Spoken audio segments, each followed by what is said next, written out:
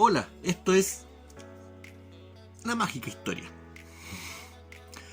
Había estado desaparecido unos días, bueno, por los mismos motivos de siempre. Ya lo he explicado otras veces, así que no voy a dar la lata de nuevo. Y han pasado hartas cosas. Ay, casi me apreté el dedo. Entre ellas, que el canal llegó a los 400 suscriptores. Eso no le importa a nadie, pero a nadie. Pero me da la excusa para hacer un especial de los 400 suscriptores, para hablar de algún tema especial. Así que ahí voy a preparar alguna cosita que sea especial. Para hacer el especial. Ya, dale, empezamos. Algo que sea interesante para ustedes, no. Yo más o menos ya sé lo que a ustedes les gusta. Así que preparar alguna cosilla así media interesante y desconocida. Pero hoy día, bueno, hay un montón de cosas, un montón de videos que me gustaría hacer, un montón de temas de los que me gustaría hablar. Pero aprovechando que hoy día, en este momento, se está celebrando en Jerusalén el Yom Kippur. Bueno, cuando ustedes vean el video, ya va a haber pasado la celebración. Pero aprovechando eso, dije, ¿por qué no hablar del Yom Kippur, del día de la expiación? Que tiene un detalle que es bastante interesante y obviamente un detalle bastante oscuro. Si no me llamaría la atención. Claro, así que vamos a compartir eso.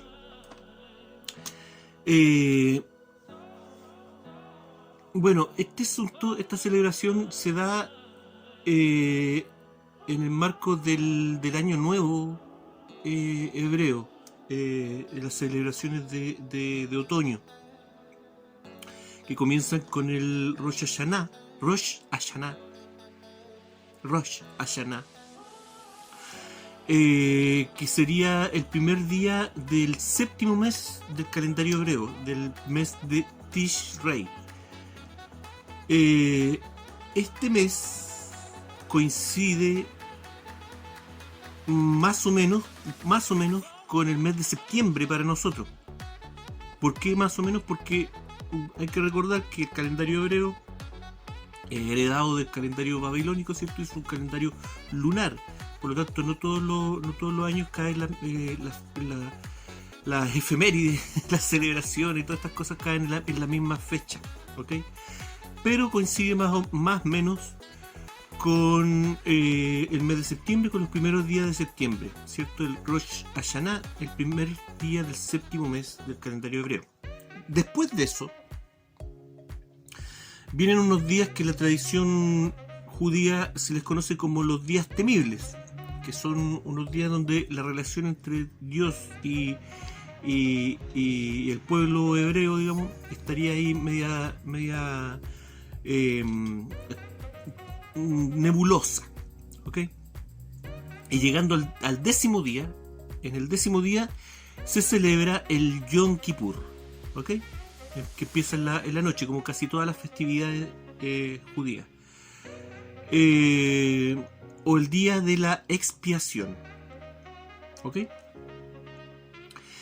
El día de la expiación, que tiene que ver con este asunto lo hemos hablado otras veces, de este concepto de la propiciación, que es el ofrecer sacrificios animales a Yahvé, a Dios, para así evitar sufrir la ira de Dios directamente, ¿ok?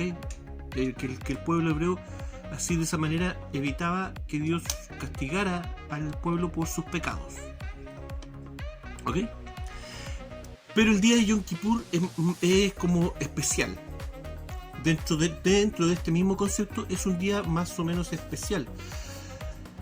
Y se realizan algunos rituales especiales. Vamos a seguir con los especiales. Por ejemplo, bueno, toda esta celebración, todo este ritualismo, se supone, dentro de la tradición hebrea y dentro de lo que es el Antiguo Testamento, se supone que Dios se lo habría dictado a Moisés, todo este asunto, cómo hacerlo, en qué momento hacerlo, qué sé yo. Y se describe toda esta cosa en el libro de Levítico, si le quiere echar una miradita ahí. Ese libro, nuevamente, ya yo lo he dicho antes, es un libro de la Biblia bastante interesante, no es tan largo, así que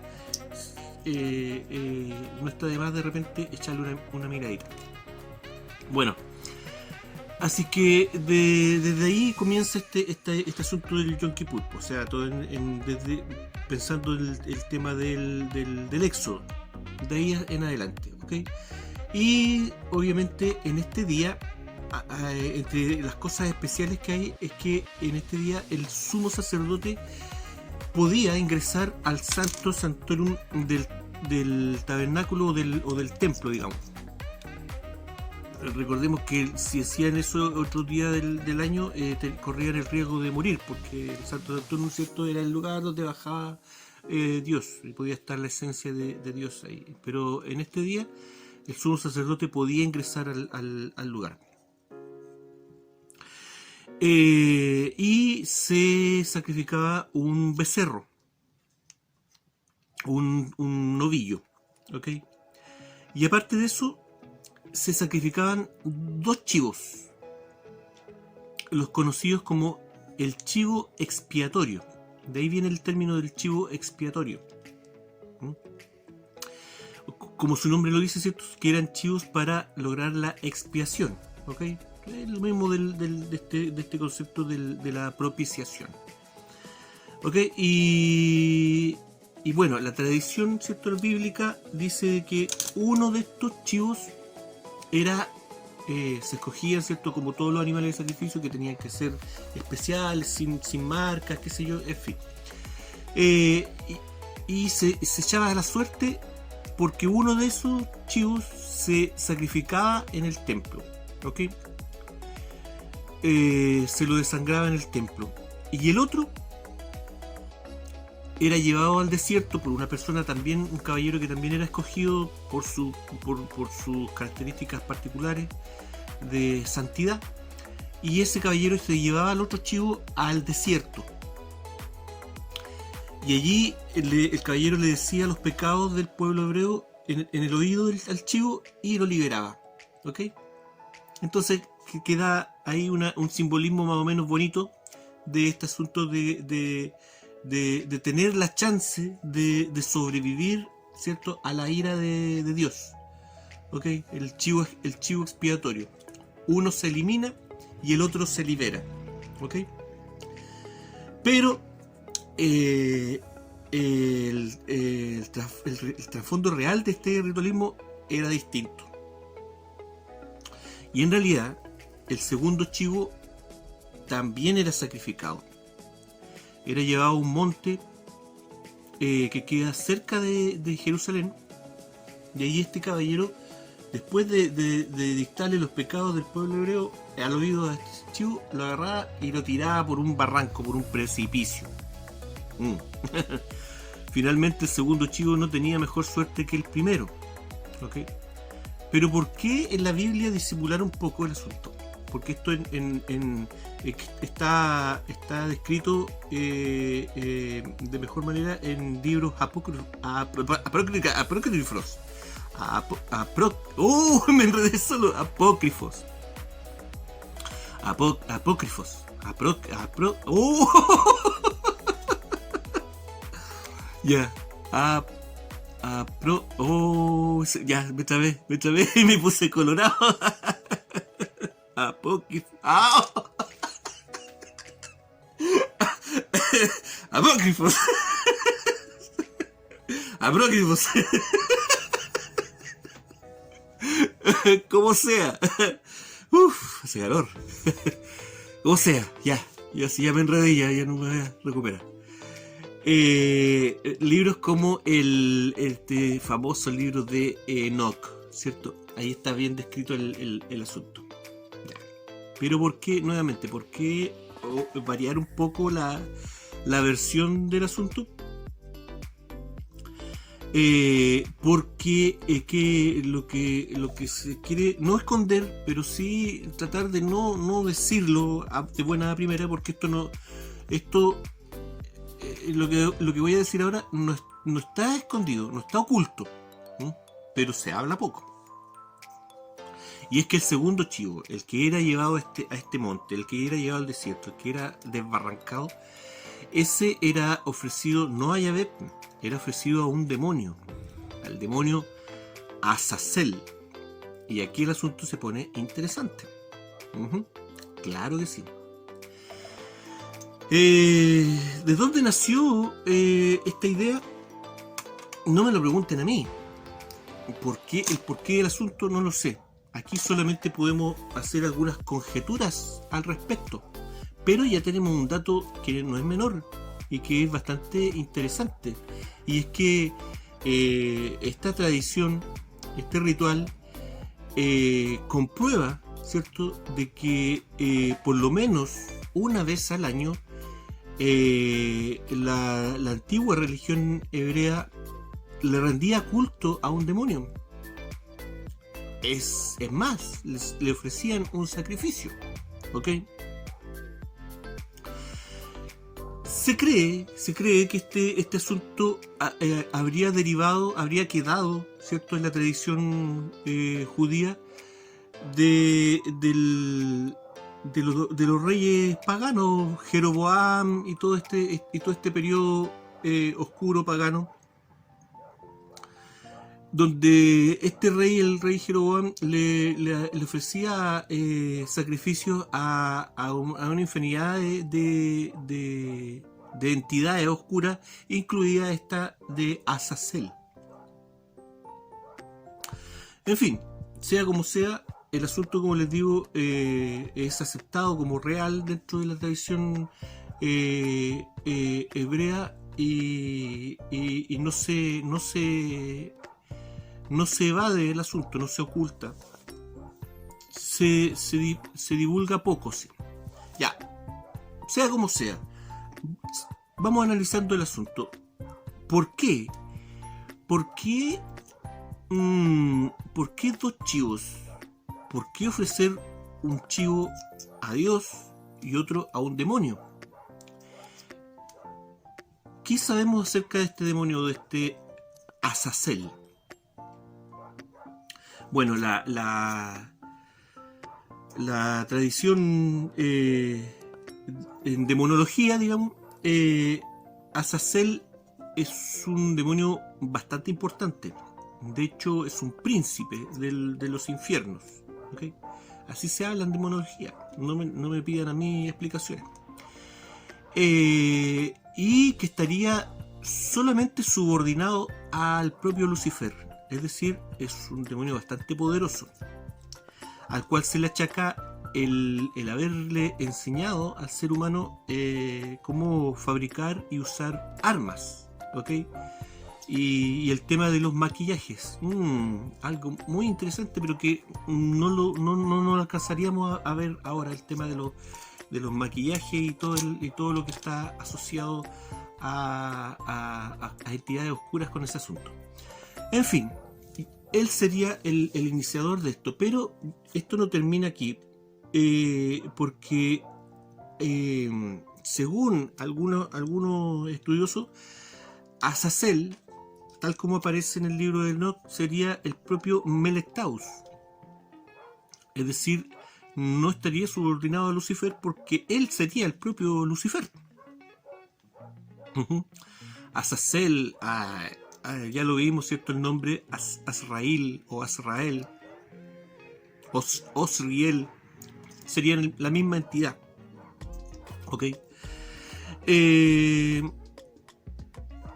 Pero ¿por qué? Bueno, hay otro detalle que yo creo que refuerza esta idea, y es que si con el chivo que se sacrificaba en el templo se apaciguaba la ira de Dios, ¿cierto? Y si la idea era quedar bien con el Dios y con el diablo al mismo tiempo, ¿cierto? De manera folclórica. ¿Por qué el segundo chivo ofrecérselo simplemente a un príncipe de los infiernos? Porque claro, no es un príncipe, es el mero mero, ¿ok? No iban a desperdiciar ahí un ritual en algo de inferior categoría, ¿ok? Creo que eso refuerza la idea. ¿Y por qué hacerlo de esta manera tan pagana, digamos de alguna manera? Creo que el asunto viene nuevamente de la tradición, creo que es una herencia de la tradición esidi, o por lo menos un poco el concepto de la idea de cómo pensaba esta gente. Y es que los esidi, ya lo vimos en su pensamiento religioso, dicen que el ángel pavo real, ¿cierto? Melectaus o Sriel o cualquiera de estos nombres, el cola de flechas, Lucifer, sería el amo y señor de este mundo, del mundo material. Por lo tanto, gobernaría directamente sobre los hombres, a pesar de que Dios estaría sobre él. ¿Ok? Pero aquí viene un concepto que comparte mucha gente, y es que y que al parecer también la comparten los judíos, aunque no lo digan directamente, y es que los esidi le rezan a Dios y le rezan también a Melectaus. ¿Por qué? Porque Dios se respeta por su categoría, pero Dios está demasiado distante, no escucha las plegarias. El que escucha es el otro, el que escucha es Melectaus. Y el que concede favores es Melectaus. Y esto también aparece dentro de la tradición hebrea. Era aceptado de que Yahvé no respondía tanto a las plegarias como otros dioses. Por eso es que al lado del monte del templo se realizaban una serie de rituales paganos que espero podamos conversar otro día de eso, a entidades que eran más prácticas, ¿ok? Algo así como en nuestra tradición cristiana también lo que se hace un poco con los santitos, con los santos, ¿cierto? Los santos responden más fácilmente que el propio Dios. Dios no responde tanto a las plegarias, ¿ok? Y es tan así que los rabinos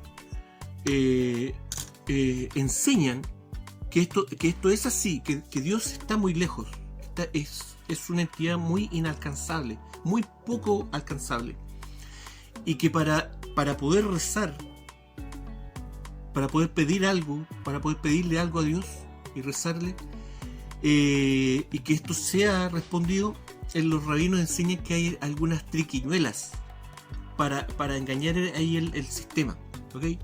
Básicamente tres cosas. Una que se comparte, por ejemplo, con el mundo cristiano, que es aunar fuerzas, ¿okay? No es lo mismo una persona rogándole a Dios que 10 o 20 o 100 personas, ¿ok? Muchas veces se ha analizado, ¿cierto?, el poder que tienen las cadenas de oración, por ejemplo, para sanar personas, ¿okay?, que son muy efectivas, a menos que alguien en la cadena de oración no esté tirando para el otro lado, ¿me entienden? En fin, pero esa es más o menos la idea, ¿cierto? Esa es una manera. La otra manera sería que la persona que le reza a Dios sea una persona muy santa, muy especial, ¿ok? Y que esas personas sí son tomadas en cuenta por Dios. Y la otra forma es simplemente rezar, pero no por un beneficio personal, sino que rezar por el beneficio de un tercero que ni siquiera sea emparentado contigo, ¿ok? Alguien totalmente desconocido. En ese caso, Dios escucha también las plegarias. Así lo enseñan algunos rabinos, ¿ok? dando a entender que se mantiene este concepto de que Dios no responde tanto a nuestras plegarias. Y por lo tanto se entiende de que otras entidades sí pueden hacerlo. ¿Ok? Entonces yo creo que de ahí viene un poco el concepto este de si vamos a hacer un rito de expiación, digamos, vámonos a la segura. Ya sabemos que Dios no escucha tan por si acaso, si no está escuchando, también entreguémosle un sacrificio a su delegado, ¿ok? Aunque sea el otro. ¿Mm? Ahora, hoy en día se supone que ahora en este momento se supone que se está celebrando Yom Kippur en Jerusalén. Y obviamente hoy en día no existe el templo de Jerusalén, ¿okay? Por lo tanto no hay sacrificios, aunque ya lo vimos en otro video, ya se han comenzado a hacer algunos sacrificios como ejercicios preparando la construcción del tercer templo. ¿Ok? Pero no serían sacrificios así, o sea, están sacrificando animales, pero no lo estarían haciendo de forma seria, digamos. Serían solo unos preparativos. Y lo que básicamente hace la comunidad judía en esta fecha es ayunar y meditar mucho acerca de los pecados cometidos durante el año y pedir una suerte de perdón por esto. Y básicamente la ceremonia principal se hace a los pies del muro de los lamentos. Se junta un montón de gente ahí en este momento, tiene que estar lleno ese asunto. La fecha, como les dije, varía todos los años, pero coincide, la fecha del Yom Kippur coincide más o menos con la mitad de septiembre, mediados de septiembre. Así que eso también me da a pensar a mí cuántas fechas importantes a nivel nacional y también a nivel extranjero. Pensemos en nuestra propia fecha de independencia, ¿cierto? Estas fechas que son escogidas por la masonería y que también están ahí a mediados de septiembre. También hay algunos sucesos que han ocurrido que tienen características como de rituales de sacrificio, en fin, no los voy a mencionar, pero yo creo que ustedes ya se imaginan a lo que me refiero. No lo sé, pero es un ritual importante y como les digo, no existe el templo en Jerusalén, pero eso no quiere decir que la fecha no sea tomada en cuenta tanto como por la comunidad judía, o a lo mejor por otros grupos ocultistas que mantienen algunas fechas esotéricas y mantienen algunos rituales en común, ¿cierto? En fin, pero para nosotros los cristianos, me incluyo porque yo soy culturalmente cristiano, no existe el Yom Kippur, porque obviamente el sacrificio del chivo expiatorio fue reemplazado por nuestro cordero del sacrificio, por Jesús, ¿ok? Y si estamos hablando de que, a pesar de que el sacrificio de Jesús coincide con el ritual de primavera, no el de otoño, Semana Santa coincide con la celebración de Pesaj para los hebreos, pero tanto en la tradición cristiana como los teólogos y todo el asunto, todos coinciden de que ese fue el cambio, digamos el trasvasije.